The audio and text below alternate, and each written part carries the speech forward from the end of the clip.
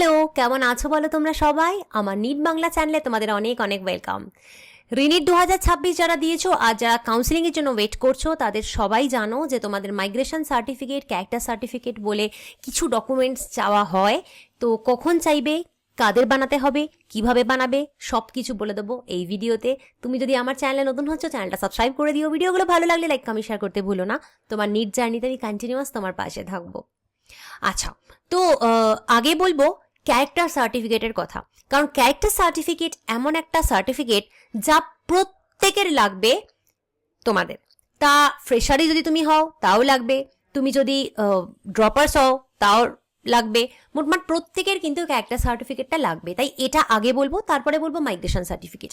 Character certificate হচ্ছে এমন একটা সার্টিফিকেট যা তোমাকে সার্টিফাই করে যে তোমার ক্যারেক্টার ঠিক ছিল না খারাপ ছিল। মানে তুমি কোনো লুল্লুড়িপানা করে বেরিয়েছিলে নাকি তুমি ভালো মানুষ, সেটাই হচ্ছে ক্যারেক্টার সার্টিফিকেটের মাধ্যমে বোঝা যায়। ক্যারেক্টার সার্টিফিকেট কি করে করবে? দেখো, তোমরা যখন ক্লাস 12 পাস করো তো তখনই কিন্তু স্কুল তোমাদের ক্যারেক্টার সার্টিফিকেট দেয়। প্রত্যেকের কাছে ক্যারেক্টার সার্টিফিকেট আছে আশা করি। আর যদি না আছে তাহলে স্কুলে চলে যাও, স্কুলের হেডমাস্টার বা হেডমিস্ট্রেস যিনি আছেন তার কাছ থেকে ক্যারেক্টার সার্টিফিকেট চেয়ে নাও। বলো যে তোমার নিজের কাউন্সিলিংয়ে লাগবে, উনি তোমাকে ক্যারেক্টার সার্টিফিকেট দিয়ে দেবেন। যারা গ্র্যাজুয়েশন কমপ্লিট করেছো বা পোস্ট গ্র্যাজুয়েশন কমপ্লিট করেছো তারা এই ক্যারেক্টার সার্টিফিকেট গ্র্যাজুয়েশনের পর কলেজ থেকে বা পোস্ট গ্র্যাজুয়েশনের পর কলেজ ইউনিভার্সিটি থেকেও পেয়ে থাকো।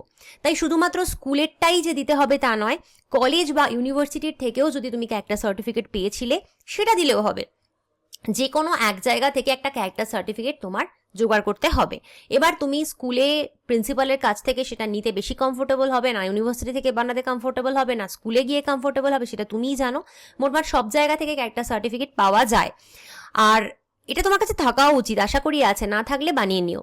আর যারা এরম রয়েছো যে যাদের হারিয়ে গেছে ক্যারেক্টার সার্টিফিকেট, কাছে নেই, বা এমন অবস্থা এই মুহূর্তে তোমার স্কুল কলেজে গিয়ে ক্যারেক্টার সার্টিফিকেট বানানো সম্ভব না, তোমার হয়তো স্কুল কলেজ অন্য স্টেটে ছিল বা কিছু, তারা পাতি পুলিশ স্টেশনে যাবে। পুলিশ স্টেশনে গিয়ে বলবে তোমাকে ক্যারেক্টার সার্টিফিকেট বানিয়ে দিতে। ওরা তোমায় কিছু প্রশ্ন করে ক্যারেক্টার সার্টিফিকেট বানিয়ে দেবে। লোকাল পুলিশ স্টেশন থেকে ক্যারেক্টার সার্টিফিকেট বানানো যায়। বোঝা গেল? এটা কখন লাগবে? এটা অ্যাকচুয়ালি কলেজে ভর্তির সময়, এমবিবিএস কলেজ যখন ভর্তি হবে সেই সময় ওরা চাইবে। বোঝা গেল? তাহলে এটা এমন একটা সার্টিফিকেট যেটা প্রত্যেকের লাগবে, সেই জন্যই বললাম এটা বানিয়ে রাখো। নেক্সট হচ্ছে মাইগ্রেশন সার্টিফিকেট। মাইগ্রেশন সার্টিফিকেটটা বেসিক্যালি সবার লাগে না। মাইগ্রেশন নাম থেকেই বুঝতে পারছো মাইগ্রেশন কথাটার মানে কি। মানে হচ্ছে এক জায়গা থেকে আরেক জায়গায় ট্রান্সফার হওয়া, মাইগ্রেট করা। তো সেটাই হচ্ছে মাইগ্রেশন সার্টিফিকেট। তো তুমি যদি এখন কোনো কলেজে পড়ছো বা ইউনিভার্সিটিতে পড়ছো, সেটা হতে পারে তোমার ইউজি কোর্স বা পিজি কোর্স, যে কোনো কলেজ হতে পারে, তোমার নর্মাল জেনারেল কলেজ হতে পারে, তোমার কোনো মেডিকেল কলেজ হতে পারে, তুমি হয়তো কোথাও আয়ুর্বেদা পড়ছো বা ডেন্টাল পড়ছো বা নার্সিং পড়ছো, মোটমাট যে কোনো কলেজে তুমি এখন পড়ছো, কন্টিনিউ করছো, কিন্তু নিটের কাউন্সিলিং এর পরে কোনো এমবিবিএস কলেজ পেয়ে গেলে তুমি সেখানেই অ্যাডমিশন নেবে, সেই ক্ষেত্রে মাইগ্রেশন সার্টিফিকেটটা তোমার লাগবে।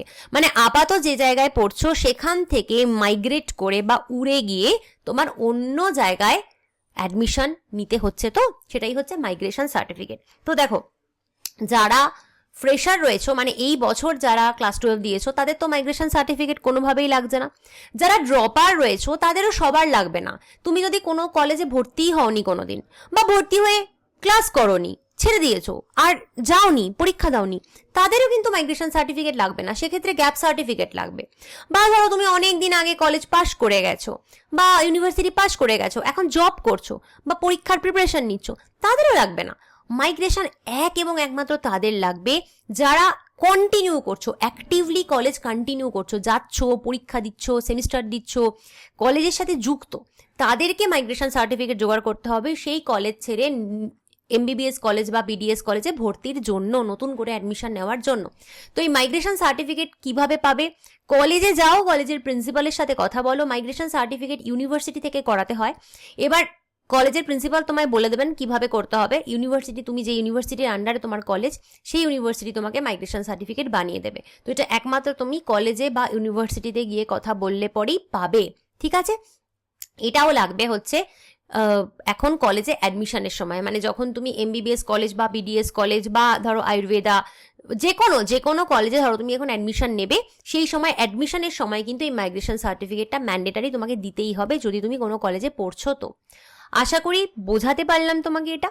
তো এই হলো আজকের ভিডিও। নেক্সট কোন টপিক তোমাদের চাই সেটা আমাকে কমেন্ট করে জানিও, তোমরা যে টপিকে ভিডিও চাইবে আমি বানিয়ে দেবো। আর যদি তুমি নিট 2027 বা 28-এর জন্য আমার online biology paid batch enroll করবে বলে ভাবছো, করতে পারো। ব্যাচের ডিটেলস কিন্তু ফার্স্ট পিন কমেন্টে তোমাকে দিয়ে দিচ্ছি।